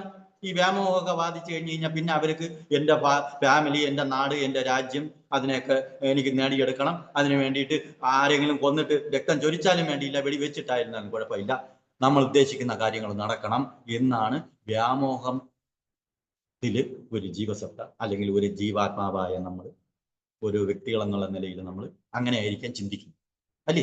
അങ്ങനെയല്ലേ നടന്നുകൊണ്ടിരിക്കുന്നത്? സത്യമല്ലേ? ഇല്ലേ? അപ്പൊ ഈ വ്യാമോഹം നമ്മളിൽ നിന്നും വിട്ടുപോകാത്തടത്തോളം കാലം നമ്മൾ ആ ആത്മാ ആരാണെന്ന് 9-ാമത്തെ അധ്യായത്തിൽ 13-ാമത്തെ ശ്ലോകത്തിനകത്തുണ്ട്. അപ്പൊ മഹാത്മാവിനെ കുറിച്ചുള്ള വിവരണമാണ് 13-ാമത്തെ 9-13 പറയുന്നത്. പക്ഷെ ഇനി ഈ അധ്യായം ഗീതാ വിഷയത്തിന്റെ അകത്ത് ആത്മാവ് എന്താണെന്നുള്ളത് പറയും. മഹാത്മാവിനെ പഠിക്കണമെന്നുണ്ടെങ്കിൽ 9-ാം അധ്യായം വരെ പോകണം. പക്ഷേ ആത്മാവ് എന്താണെന്ന് ഇനി വരുന്ന ശ്ലോകത്തിനകത്ത് നമുക്ക് ആര് പറഞ്ഞു തരും?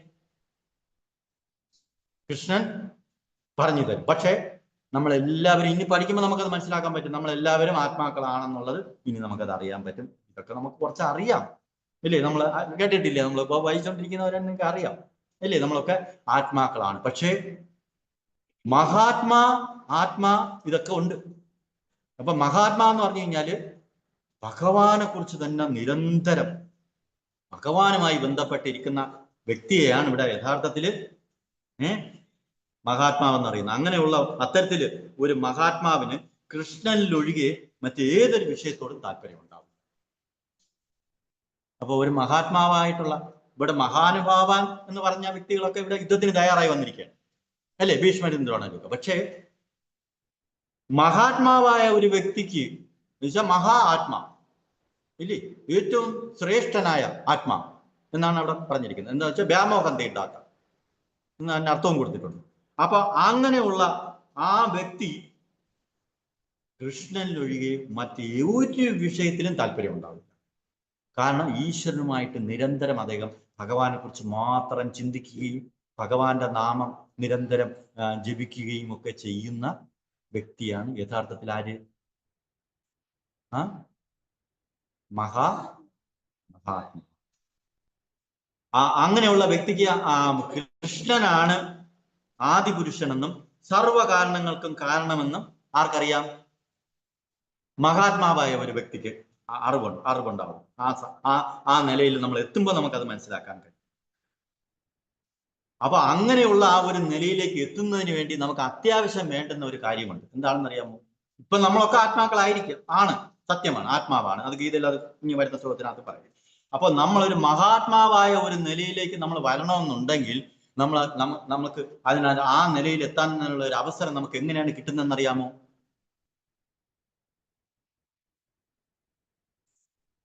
അത്തരത്തിലുള്ള മഹാത്മാക്കളുമായിട്ടുള്ള സംസർഗം കൊണ്ട് മാത്രമേ നമുക്കും മഹാത്മാവായ നിലയിലേക്ക് ഉയരാൻ കഴിയൂ. ഇത് പ്രത്യേകിച്ച് നമ്മൾ മനസ്സിലാക്കണം. മനസ്സിലായോ? നമ്മൾ പലപ്പോഴും പറയാറുണ്ട് സംസർഗം കൊണ്ട് നമ്മൾ പല കുഴപ്പത്തിലും ചാടുന്നു. ഇവിടെയും ഇപ്പൊ പറഞ്ഞു വന്നത് അതാണ്. ദ്രോണരും ഭീഷ്മരും ഇപ്പൊ ആരുടെ സംസർഗത്തിനകത്ത് നിൽക്കുകയാണ്? ദുര്യോധനന്റെ സംസർഗത്തിനകത്ത് നിൽക്കുന്ന അർത്ഥകാമങ്ങൾ പലതും പ്രതീക്ഷിച്ചുകൊണ്ടാണ്. ദുര്യോധനിൽ നിന്ന് പലതും പ്രതീക്ഷിക്കുന്നുണ്ട്. ആരേവര് അല്ലെ? അവിടെ പ്രത്യേകിച്ച് അർജുനന്റെ വാക്കുകളാണ്. പ്രതീക്ഷിച്ചുകൊണ്ടാണ് അവർ വന്നെങ്കിൽ അവരെ വധിക്കാൻ പാടില്ല എന്ന് അർജുനൻ ഇവിടെ പറയുന്നു. ഇല്ലേ? അല്ലേ? അപ്പോ നമ്മള് ആത്മാക്കളാണെങ്കിൽ മഹാത്മാ ഗാന്ധി എന്ന് നമ്മൾ പറയാം. അപ്പൊ മഹാത്മാവ് ആരാണെന്ന് നമുക്ക് 13ാമത്തെ ശ്ലോകം 9ാം അധ്യായത്തിനകത്ത് പഠിക്കുമ്പോൾ ആ ഭാവാർത്ഥം വളരെ വ്യക്തമായിട്ട് നിങ്ങൾക്ക് വേണമെന്നുണ്ടെങ്കിൽ വീട്ടിൽ ചെന്നതിന് ഒന്ന് വായിച്ചു നോക്കാം. 9:13 വായിച്ചു നോക്കിക്കോളൂ. അത് തെറ്റൊന്നുമില്ല, ഭഗവത്ഗീത അല്ലേ, പഠിക്കാം. അത് തെറ്റൊന്നുമില്ല. അത് വായിച്ചൊന്നും ഒന്നും സംഭവിക്കുക. അത് കുറച്ച് നല്ലതായിട്ട് വരത്തേ ഉള്ളൂ. അങ്ങനെ വായിക്കുന്നത് നല്ലതാണ്. അപ്പൊ അത് വായിച്ച് നിങ്ങൾ മനസ്സിലാക്കുക. വീട്ടിൽ പോയിട്ട് വായിച്ചാൽ മതി. അപ്പോ അങ്ങനെയുള്ളവര് ഭഗവാന് സമർപ്പണം ചെയ്ത അത്തരത്തിലുള്ള മഹാത്മാക്കളുമായിട്ട് നമ്മൾ സംസർഗം ചെയ്യണം. അതിനാണ് നമ്മൾ ഇവിടെ ഈ ഭക്തസംഘം കൂടുന്നത്, ഇല്ലേ? അപ്പൊ ഇവിടെ ഇപ്പോ ധാരാളം നമ്മൾക്ക് ഗുരുക്കന്മാർ അങ്ങനെയുള്ള മഹാത്മാക്കളായ ധാരാളം ഗുരുക്കന്മാരുണ്ട്. പ്രത്യേകിച്ച് നമ്മുടെ പിന്നീട് ശ്രീല പ്രഭുപാദിന് തന്നെ അദ്ദേഹത്തിന്റെ ജീവിതം ഹിസ്റ്ററിയൊക്കെ ഉണ്ട്, ഇല്ലേ? നിങ്ങൾ ഇപ്പം ഈ ഭഗവത്ഗീത നമ്മൾ യഥാരൂപം ഭഗവത്ഗീത പഠിക്കുന്നത് കൊണ്ടാണ് നമുക്ക് ഈ വിഷയങ്ങൾ ഇത്തരത്തിൽ ചർച്ച ചെയ്ത് പഠിക്കാൻ പറ്റുന്നത്. അല്ലെങ്കിൽ ഇതൊക്കെ മനസ്സിലാക്കാൻ വളരെ ബുദ്ധിമുട്ടുള്ള കാര്യമാണ്, പ്രത്യേകിച്ച്. അപ്പൊ ആ ഒരു മഹാത്മാവായ ശ്രീല പ്രഭുപാദിന്റെ അനുഗ്രഹം കൊണ്ടാണ് നമുക്ക് ഈ ശ്ലോകങ്ങളിൽ നിന്നെല്ലാം ഇത്തരത്തിലുള്ള വിഷയങ്ങൾ ഭംഗിയായി മനസ്സിലാക്കാനായിട്ടുള്ള ആ ഗുരുക്കന്മാരുടെ അനുഗ്രഹം കൊണ്ടാണ് നമുക്ക് ഇത് വളരെ ഭംഗിയായി പഠിക്കാനുള്ള അവസരം ഉണ്ടാകുന്നത്. ഇല്ലെങ്കിൽ നമ്മൾ സാധാരണ ആത്മാക്കളായിട്ട് തുടരാനേ കഴിയും. മഹാത്മാവിന്റെ നിലയിലേക്ക് ഉയരാനായിട്ട് നമുക്ക് അവസരം ലഭിക്കില്ല, ഇല്ലേ? അപ്പൊ അത് നമ്മൾ പ്രത്യേകിച്ച് ഗൗരവപൂർവ്വം മനസ്സിലാക്കേണ്ട ഒരു കാര്യമാണ്. അപ്പൊ അതുകൊണ്ട് നമുക്ക് ഭക്തസംഘം വളരെ അത്യാവശ്യമാണ്. ഭക്തൻ ആരാണ്? മഹാത്മാവാണ്. അപ്പൊ ഭക്തന്മാരുമായിട്ടുള്ള സംസർഗം വിട്ടിട്ട് നമ്മൾ സാധാരണ ആത്മാക്കളുമായിട്ടുള്ള സംസർഗം, നമ്മൾ എല്ലാ ആത്മാക്കളുമായിട്ട് സംസർഗമുണ്ട്. ഇപ്പൊ ദുര്യോധന ആത്മാവാണ്. ദുര്യോധനന്റെ കൂടെ ദ്രോണരും പിന്നീട് ഭീഷ്മരും ഒക്കെ കൂട്ടുകൂടി യുദ്ധത്തിന് ഇറങ്ങി നിൽക്കുകയാണ്. നമ്മൾ എന്ത് ചെയ്യുന്നുണ്ട്? നമുക്കും ധാരാളം മഹത് വ്യക്തികളുമായിട്ടുള്ള മഹാനുഭാവന്മാരുമായിട്ടുള്ള ധാരാളം ആൾക്കാരുമായിട്ട് നമുക്കും ബന്ധം ഉണ്ട്, ഇല്ലേ? നമ്മളും വളരെ വളരെ ശ്രേഷ്ഠരായ പല പല ആൾക്കാരുമായിട്ട് ബന്ധപ്പെട്ടിട്ടുണ്ട്. നമ്മൾ പറയും ഇന്ന ആള് മഹാനുഭാവനാണ് എന്ന് നമ്മൾ പറയാറുണ്ട്, ഇല്ലേ? അങ്ങനെയുള്ള ഇല്ലേ?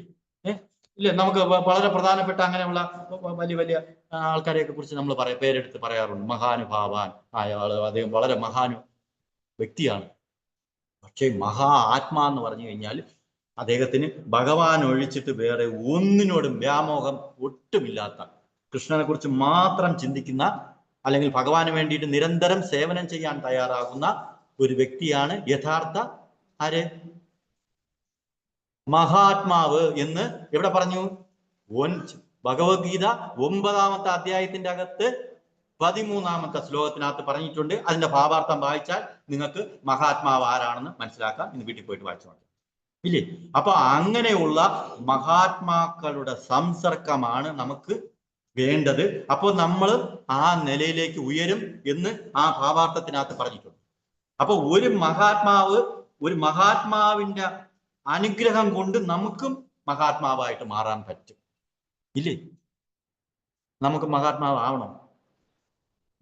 അതാ സാധാരണ ആത്മാവായിട്ടിരുന്ന് രക്തക്കറയൊക്കെ പൂണ്ട് രക്തക്കറകളും കഴിച്ച് അങ്ങനെയുള്ള അർജുനൻ അപലപിച്ച് ഇവിടെ ചെയ്യാൻ പാടില്ല എന്ന് ഭഗവത്ഗീതയിൽ, ഇല്ലേ?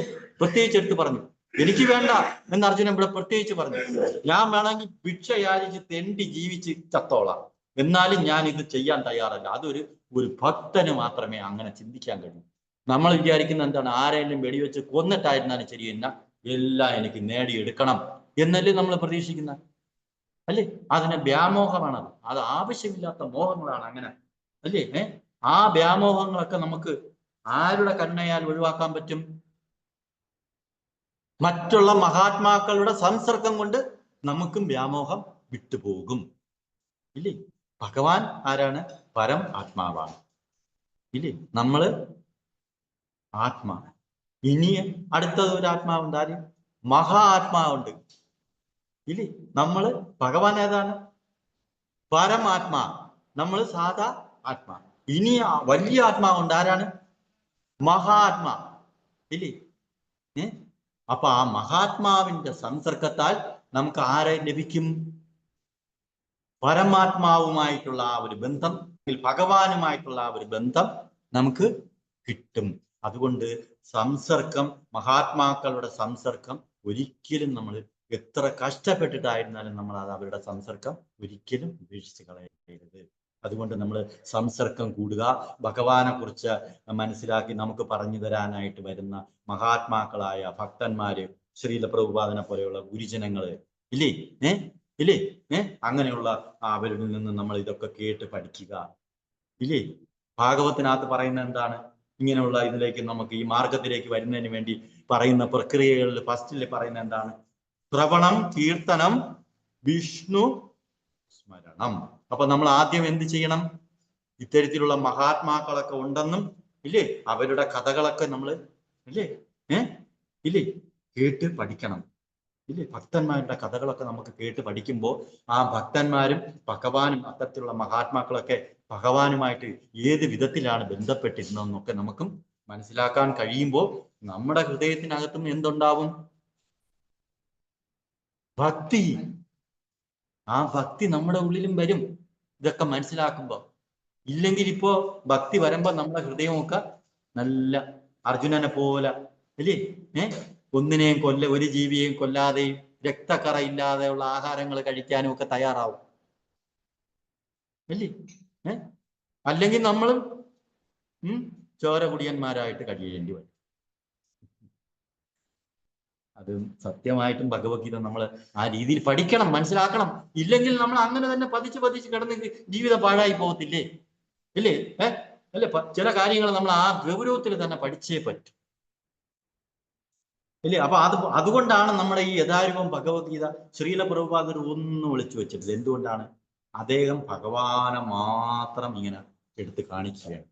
കൃഷ്ണൻ തന്നെയാണ് എല്ലാം എന്ന് നമുക്ക് വളരെ ഭംഗിയായിട്ട് പറഞ്ഞു തരുന്നുണ്ട്. അതുകൊണ്ട് അദ്ദേഹം ഒന്നും തന്നെ ശാസ്ത്രങ്ങളിൽ നിന്ന് അദ്ദേഹത്തിന് ലഭിച്ച ഒരു അറിവും അദ്ദേഹം ഒളിച്ചു വെച്ചിട്ടില്ല. എന്തുകൊണ്ടാണ്, അദ്ദേഹം എല്ലാവരും മഹാത്മാക്കളായി ഉയർന്നു വരുന്നതിൽ വളരെയധികം ആനന്ദം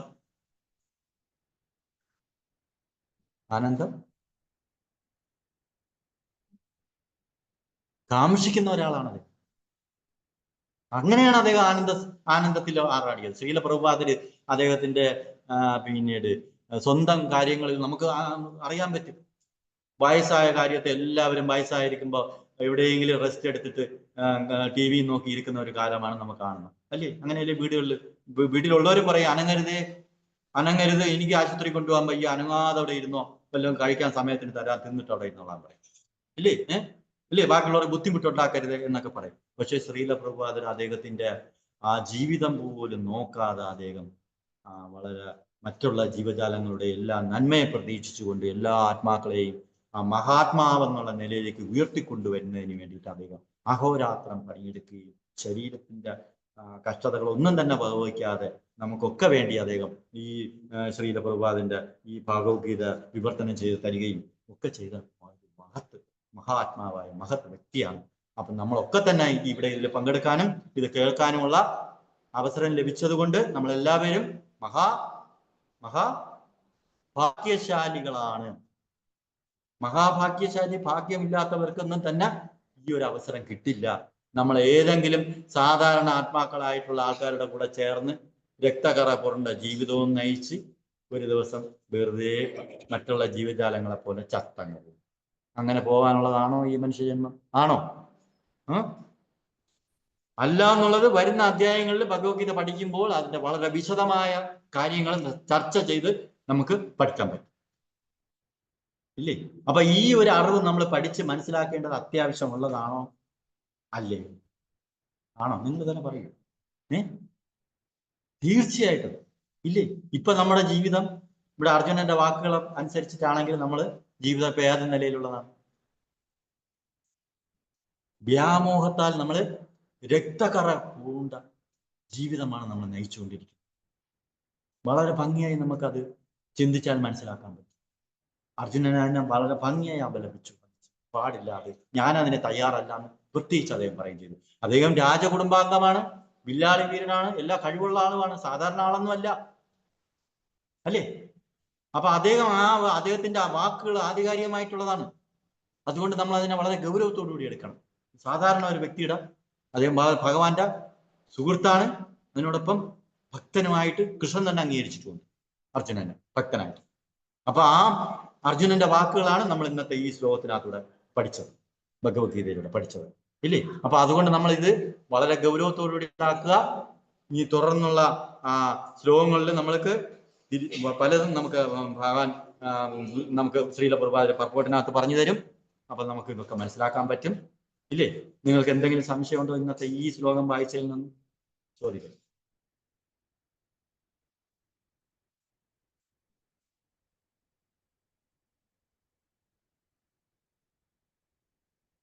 എന്തെങ്കിലും ചോദ്യം?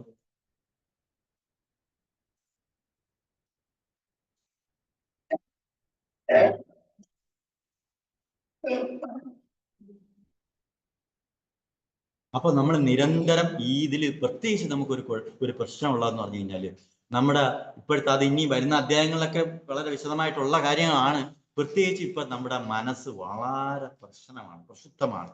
അതുകൊണ്ട് തന്നെ നമുക്ക് ഇവിടെ വരുന്ന കാര്യം തന്നെ വളരെ ബുദ്ധിമുട്ടാണ്. മനസ്സ് അനുവദിക്കുന്നില്ല.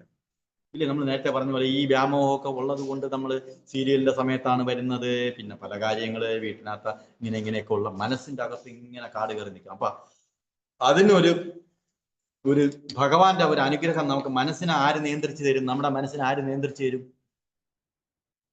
ഭഗവാൻ നിയന്ത്രിച്ച് കഴിയും. എന്തുകൊണ്ടാണ്? ഋഷികേശൻ എന്ന് പറഞ്ഞു കഴിഞ്ഞാൽ ഭഗവാന്റെ ഒരു പേരാണ്. ഋഷിക എന്ന് പറഞ്ഞു കഴിഞ്ഞാൽ ഇന്ദ്രിയങ്ങൾ. അപ്പൊ നമ്മുടെ ഈ ശരീര ഇന്ദ്രിയങ്ങൾ കൊണ്ട് നിർമ്മിതമായതുകൊണ്ട് നമ്മുടെ മനസ്സിനെയൊക്കെ ആർക്ക് നിയന്ത്രിക്കാൻ പറ്റും? ഭഗവാൻ തന്നെ കൺട്രോൾ ചെയ്യുന്ന ഒരു അവസ്ഥയിലേക്ക് വരും. അപ്പൊ അതിന് വേണ്ടുന്ന എന്താണ്? നമ്മളെ നിയന്ത്രണം ആരെ ഏറ്റെടുക്കണം?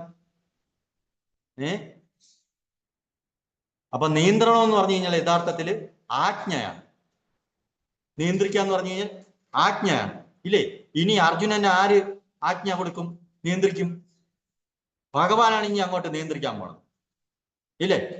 അർജുനന്റെ ഇന്ദ്രിയങ്ങളൊക്കെ ഇനി ആര് നിയന്ത്രിക്കും?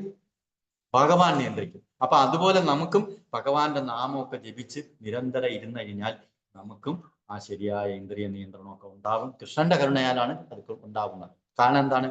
ഇന്ദ്രിയങ്ങളൊക്കെ നമുക്ക് നിയന്ത്രിക്കാൻ കഴിയും. അത് അർജുനൻ 6-ാമത്തെ അധ്യായത്തിനകത്ത് സമ്മതിച്ച ഒരു കാര്യമാണ്.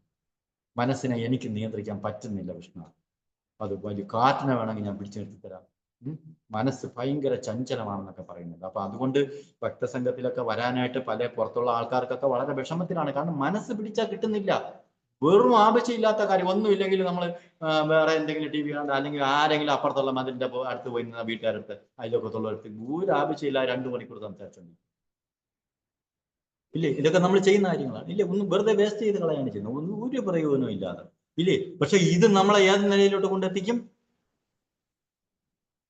ആ ഭഗവാനുമായിട്ട് ബന്ധപ്പെടുത്തുന്ന മഹാത്മാവായ നിലയിലേക്ക്, മഹാത്മാവിന്റെ നിലയിലേക്ക് നമുക്ക് ഈ ഇവിടെ ഉള്ള ഈ സംസർഗം കൊണ്ട്, ഈ ഭക്തസംഘം കൊണ്ട്.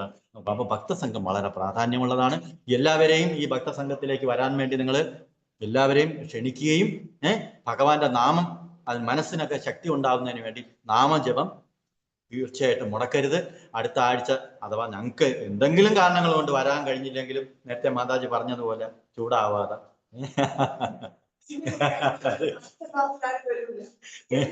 അങ്ങനെയല്ല. അപ്പൊ നമ്മൾ ഭഗവാനെ കുറിച്ചാണ് നമ്മൾ കേൾക്കാനാണ് വരുന്നത്. അല്ലാതെ ഇപ്പൊ ഇവിടെ നിങ്ങൾ എന്റെ വാക്കുകൾ കേൾക്കാനല്ല വരുന്നത്. നമ്മൾ ഭഗവത്ഗീത പഠിച്ച് പറയുകയാണ് ചെയ്യുന്നത്. അല്ലാതെ ഇവിടെ നമുക്ക് ശ്രീല പ്രഭുപാദിന്റെ ഗ്രന്ഥങ്ങളുണ്ട്. നമുക്ക് അദ്ദേഹം വളരെ ഭംഗിയായി പറഞ്ഞു നമ്മൾ വായിച്ചാൽ നമുക്ക് മനസ്സിലാക്കാവുന്നതേ ഉള്ളൂ. അപ്പൊ അതുകൊണ്ട് ഇവിടെ വരുന്നവരാരുടെയും എല്ലാവരുടെയും ക്ലാസ്സുകൾ നമ്മൾ കേൾക്കാൻ തയ്യാറാവണം. അതുകൊണ്ട് ഒരു വ്യക്തി വന്നത് നമുക്ക് ഇഷ്ടപ്പെട്ട് വേറൊരു വ്യക്തി ഇഷ്ടപ്പെടുന്നത് നമ്മൾ വരുന്നില്ല, അന്ന് വരുന്നില്ല, അത് ശരിയാവില്ല. കാരണം എന്താണ്? നമ്മൾ വായിക്കാൻ നമ്മൾ ഭഗവാന്റെ കാര്യമാണ് ചർച്ച ചെയ്യുന്നത്. അല്ലാതെ ഇവിടെ എന്റെ കാര്യമാണോ ഞാനിവിടെ പറയുന്നത്? അല്ല. അല്ലെങ്കിൽ നിങ്ങളുടെ കാര്യമാണോ? അല്ല, അത് കുഴപ്പമില്ല. അത് മനസ്സില്ല. നമ്മൾ ഇനി തുടർന്നുള്ള നാമജപത്തിലൂടെ എല്ലാ കാര്യങ്ങളും നേരെയാവും. അതിനാണ് നമ്മൾ തീർച്ചയായിട്ടും മനഃപൂർവ്വം നമ്മുടെ പിന്നെ എന്താ പറയുന്നത്, നമ്മൾ വരാതിരിക്കില്ല, ഉറപ്പാണ്. എന്തെങ്കിലും കാരണങ്ങൾ കൊണ്ട് ചിലപ്പോൾ മുടങ്ങിപ്പോവേണമെങ്കിൽ നിങ്ങൾക്കൂടെ ഒരുമിച്ചിരുന്ന് ഭഗവാന്റെ നാമസങ്കീർത്തനം ചെയ്യാം. ഇല്ലേ? അപ്പൊ നമുക്ക് ഇനി പിന്നീട് ഒരു മാല ജപിക്കാം. എന്തായിരുന്നാലും ഇത് അവിടെ ഇരുന്നു നമുക്ക് ഒരു മാല ജപിക്കാം. മാല എടുക്കും. ഓക്കെ, കുഴപ്പമില്ല, കേട്ടാലും മതി. മാല ഇല്ലെങ്കിലും കുഴപ്പമില്ല. അടുത്ത ആഴ്ച വരുമ്പോൾ മുടങ്ങാതെ എല്ലാവരും മാല എടുത്തോണ്ട് വരണം. ഇവിടെ വന്നിരുന്ന് നമുക്ക് തുടക്കത്തിലെ തന്നെ മാലജപം തുടങ്ങിയിട്ടാണ് ഇതൊക്കെ ചെയ്യാനുള്ളത്. പക്ഷെ ഞാൻ പിന്നെ താമസിച്ചുപോയിട്ട് പെട്ടെന്ന് തുടങ്ങി. നമുക്ക് ആദ്യം മാലജപം തുടങ്ങിയിട്ട് സാറിന്റെ മാല കൊണ്ടുവന്നായിരുന്നോ? മാല ഇവിടെ ഉണ്ടല്ലോ, എടുത്തോ സാറെ. നമുക്ക് പെട്ടെന്ന് തുടങ്ങാം. ഇനി സമയം കളയണ്ട. വന്ന് നമുക്ക് പെട്ടെന്ന് തുടങ്ങിയിട്ട് മാലജപം തീർത്ത് നമുക്ക് തിരിച്ചു വീട്ടുകളിൽ പോകാം. ഹരേ കൃഷ്ണ. അപ്പൊ തുടങ്ങട്ടെ ഇല്ലാതെ കേട്ടാ. ജയ ശ്രീകൃഷ്ണ ചൈതന്യ പ്രഭു നിത്യാനന്ദ ശ്രീ അദ്വൈത ഗദാധര ശ്രീവാസാദി ഗൗരഭക്ത വൃന്ദ. ജയ ശ്രീകൃഷ്ണ ചൈതന്യ പ്രഭു നിത്യാനന്ദ ശ്രീ അദ്വൈത ഗദാധര ശ്രീവാസാദി ഗൗരഭക്ത വൃന്ദ. ജയ ശ്രീകൃഷ്ണ ചൈതന്യ പ്രഭു നിത്യാനന്ദ ശ്രീ അദ്വൈത ഗദാധര ശ്രീവാസാദി ഗൗരഭക്ത വൃന്ദ. ഹരേ കൃഷ്ണ കൃഷ്ണ കൃഷ്ണ ഹരേ ഹരേ, ഹരേ രാമ രാമ രാമ ഹരേ ഹരേ. ഹരേ കൃഷ്ണ കൃഷ്ണ കൃഷ്ണ ഹരേ ഹരേ, ഹരേ രാമ രാമ രാമ ഹരേ ഹരേ. ഹരേ കൃഷ്ണ കൃഷ്ണ കൃഷ്ണ ഹരേ ഹരേ, ഹരേ രാമ രാമ രാമ ഹരേ ഹരേ. ഹരേ കൃഷ്ണ കൃഷ്ണ കൃഷ്ണ ഹരേ ഹരേ, ഹരേ രാമ രാമ രാമ ഹരേ ഹരേ. ഹരേ കൃഷ്ണ കൃഷ്ണ കൃഷ്ണ ഹരേ ഹരേ, ഹരേ രാമ രാമ രാമ ഹരേ ഹരേ. ഹരേ കൃഷ്ണ കൃഷ്ണ കൃഷ്ണ ഹരേ ഹരേ, ഹരേ രാമ രാമ രാമ ഹരേ ഹരേ. ഹരേ കൃഷ്ണ കൃഷ്ണ കൃഷ്ണ ഹരേ ഹരേ, ഹരേ രാമ രാമ രാമ ഹരേ ഹരേ. ഹരേ കൃഷ്ണ കൃഷ്ണ കൃഷ്ണ ഹരേ ഹരേ, ഹരേ രാമ രാമ രാമ ഹരേ ഹരേ. ഹരേ കൃഷ്ണ കൃഷ്ണ കൃഷ്ണ ഹരേ ഹരേ, ഹരേ രാമ രാമ രാമ ഹരേ ഹരേ. ഹരേ കൃഷ്ണ കൃഷ്ണ കൃഷ്ണ ഹരേ ഹരേ, ഹരേ രാമ രാമ രാമ ഹരേ ഹരേ. ഹരേ കൃഷ്ണ കൃഷ്ണ കൃഷ്ണ ഹരേ ഹരേ, ഹരേ രാമ രാമ രാമ ഹരേ ഹരേ. ഹരേ കൃഷ്ണ കൃഷ്ണ കൃഷ്ണ ഹരേ ഹരേ, ഹരേ രാമ രാമ രാമ ഹരേ ഹരേ. ഹരേ കൃഷ്ണ കൃഷ്ണ കൃഷ്ണ ഹരേ ഹരേ, ഹരേ രാമ രാമ രാമ ഹരേ.